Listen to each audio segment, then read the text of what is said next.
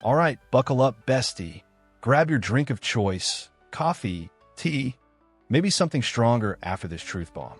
Let's talk about that sneaky little monster living rent-free in our brains, overthinking. Specifically, why it's the ultimate trap for smart people like us. Yes, I've been deep in those trenches. Here's the brutal, uncomfortable truth I had to face.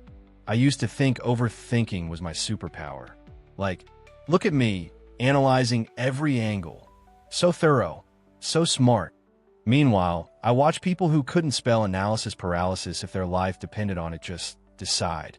And build the life I was still thinking about building. Ouch, right? Here's the kicker. Overthinking isn't intelligence. It's a delay tactic. It feels productive. It looks responsible. But honestly, it's the smartest way to waste years of your damn life. It's quicksand for brilliant minds. The longer you stay stuck in it, the harder it is to crawl out. Think about it. Work problem? Think harder.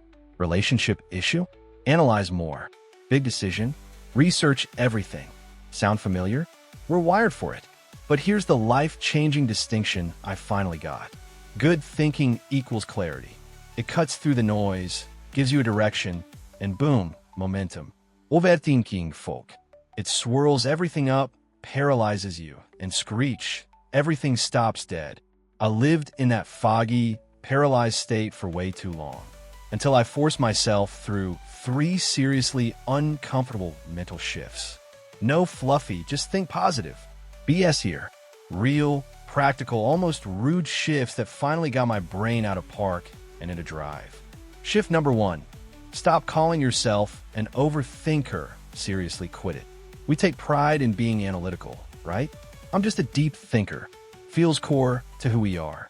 But here's the terrifying part. That self-image became my prison. Every time I said, I'm just thorough, I was reinforcing the chains keeping me stuck. Warren Buffett nailed it. Chains of habit are too light to be felt until they are too heavy to be broken. Overthinking works exactly like that. At first, it feels smart. Then one day you look up, weighed down by those chains, watching less brilliant people sprint past you towards their dreams. You are not an overthinker. You are a person who can choose different thinking styles. Pick the one that actually works, not the one that just feels smart. Shift number 2. Call out the fake progress. It's addictive. This one's insidious because it feels good while it wrecks you. Every hour spent spiraling in your head delivers a little hit of fake progress. That feeling of, I'm getting closer to the perfect decision. That I'm almost ready buzz. Here's the cold, hard reality. Certainty is a myth. A unicorn. The more desperately you chase it, the further away it runs. I had 2 friends. Mark spent 3 years planning his business, researching, analyzing competitors, perfecting the perfect strategy. John spent 3 weeks planning, then just launched imperfectly. Guess who had a thriving business 3 years later? Not Mark.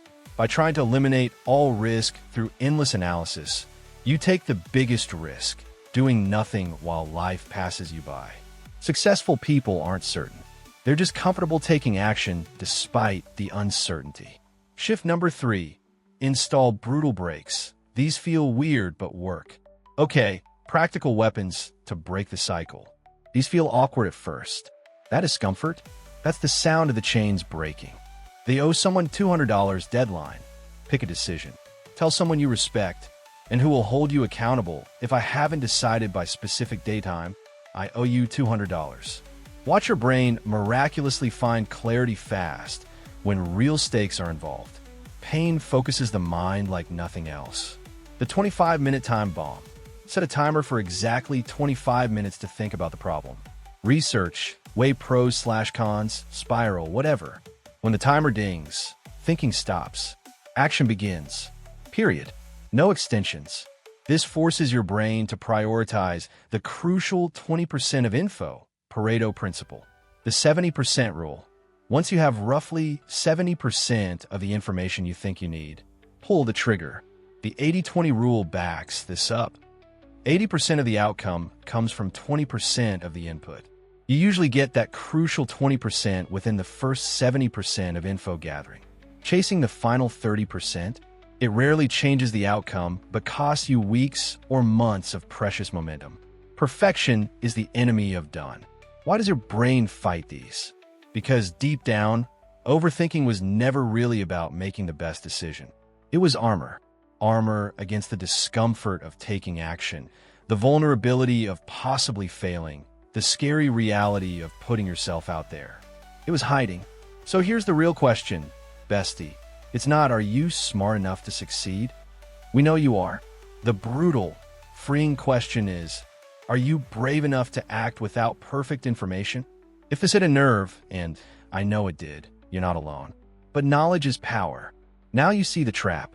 All right, truth session over. If this felt like looking in a brutally honest mirror and you're ready to finally ditch the overthinking paralysis and live, smash that subscribe button. Seriously, do it right now. Why? Because next week, we're diving into the real reason smart people get stuck, and it's not just overthinking. It's how we fundamentally misunderstand time itself. How successful people see time differently. That video, it's going to change everything. You do not want to miss it. Hit subscribe so it pops right up for you. Want to go deeper and support the mission? The link to my Patreon is chilling in the description below. It's not just about support, though honestly, it means the world and lets me pour even more energy into making these videos for you. It's about joining a crew of people serious about breaking free and building lives that matter. To everyone already rocking over there, you are absolute legends.